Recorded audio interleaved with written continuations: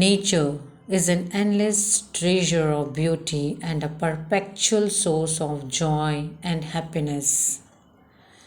Keats believed a beautiful things is a source of perennial joy and happiness. It leaves an indelible mark on people's mind and provides one with eternal happiness whenever one thinks about it. So, joy increases with the passing time as one recalls a thing of beauty. So, beautiful things of nature are like a perennial fountain from where we draw a magical in our life.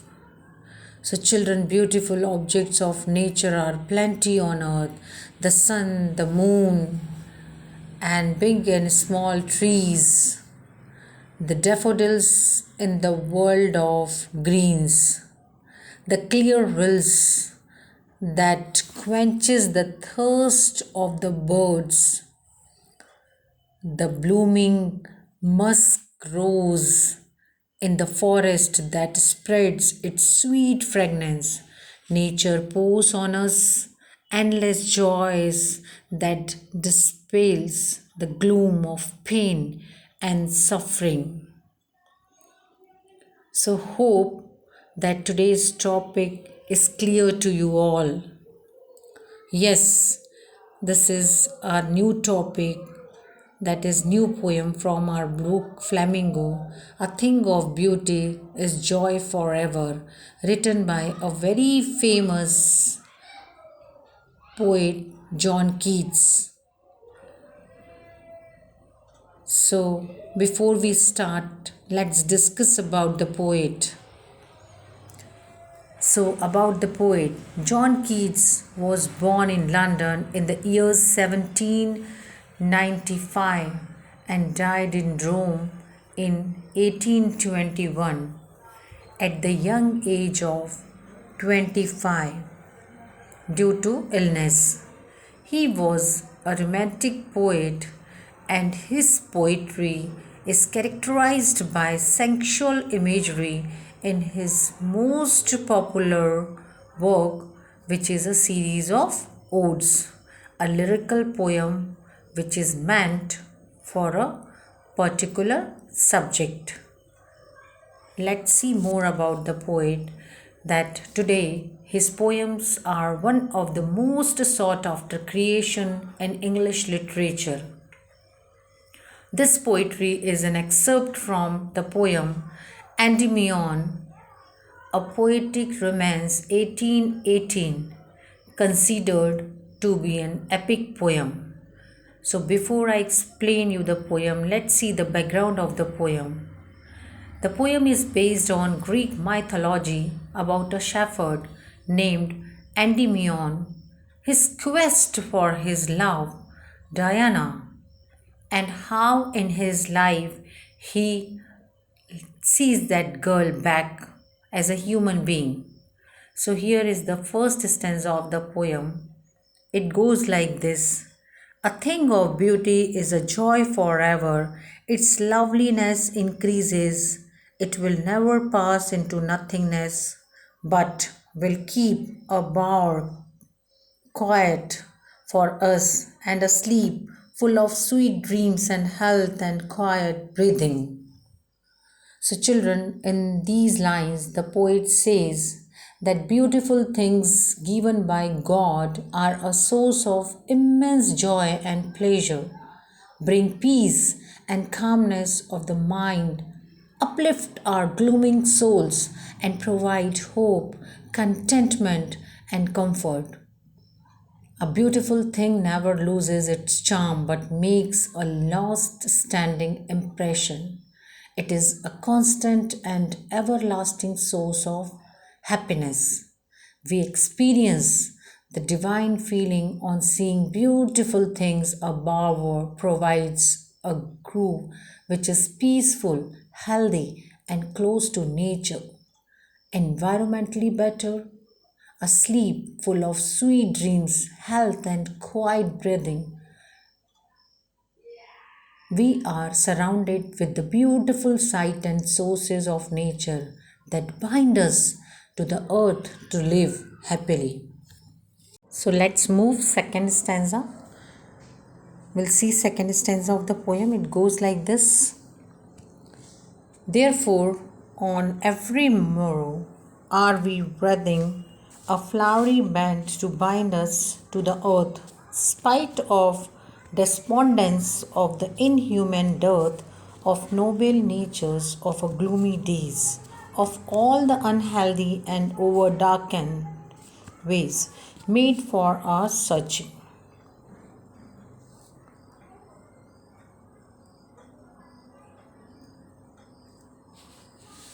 Yes, in spite of all, some shape of beauty moves away the pall from our dark spirits.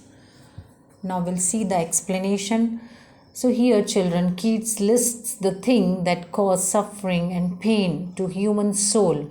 And what are they? You all know. It includes jealousy, disappointment, lack of human qualities of head and heart like compassion, love, generosity, etc.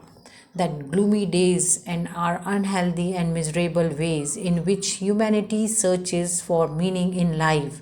In spite of all his troubles and sufferings, man still loves life and seeks joy from beautiful things of nature. And manifestation of beauty dispels sadness and darkness from our lives, provide a soothing effect and it lifts our spirits. So here, children, the poet says that every day it is the beauty which fills us with the spirit to live. It is the beauty which builds the desire in us to live through there are sad moments and cruel people around us. So here the poet wants to say that without beauty, the earth will be full of cruel people, sad and gloomy moments. So it is the beauty which is created by God which helps us to remove the sadness, the darkness from our hearts. So after this we will see third stanza. Third stanza goes like this. Such the sun, the moon, trees old and young, sprouting a shady boon for simple sheep, and such are daffodils with the green world they live in, and clear rills that for themselves a cooling covert make against the hot season, the mid forest break. So, children, here the poet talks about the sun, the moon, big and small trees that provide shade to all, the daffodils that spread beauty and charm in the world of green, and clear rills that quenches the thirst of the bird, the blooming musk rose in the forest that spreads its sweet fragrance. So, children, we have seen that in this stanza, the poet describes the beautiful things which are present on earth. These are the sun, moon, trees, flowers, daffodils, and the rivers. Further, poet says that all these things are like a blessings bestowed on the all creatures by earth. He further describes that the trees provide us with their shade, flowers with their beauty, and rivers with their coolness during the hot summer. And all of these are the beautiful or the things given by the nature, provides by the nature, and these are the beauties of nature which are like a boon for us. So now children, we will see next stanza, that is the last stanza of this poem,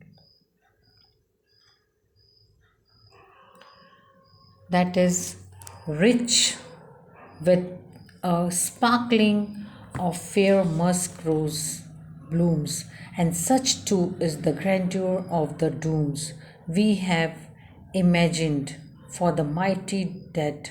All lovely tales that we have heard or read, an endless fountain of immortal drink pouring unto us from the heavens break.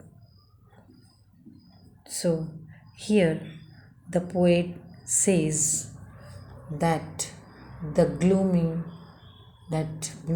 musk rose in the forest that spreads its sweet fragrance, the grandeur of the mighty dead and their mighty tale are a perennial source of joy and pleasure which make life worth living.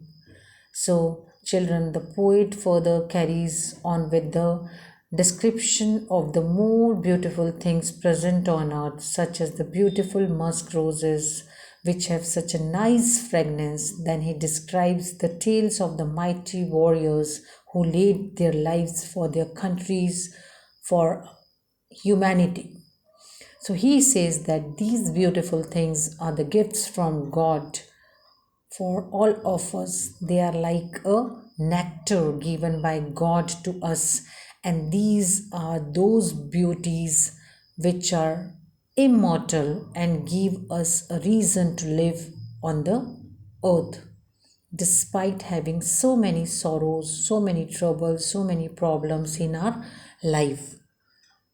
So Keats considers lovely tale and mighty deeds an endless fountain of immortal drink, and associates grandeur with the mighty dead because splendor of their deeds in spite of us and exert divine influence like a fountain springing from the edge of heaven.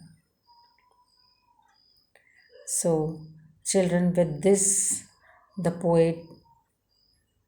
poem ends here, and we will see all the poetic devices in live class session while discussing the same poem in live class session. Just go through the poem once, listen the explanation part carefully, and remaining things will be explained in live class session. Thank you very much for listening and watching.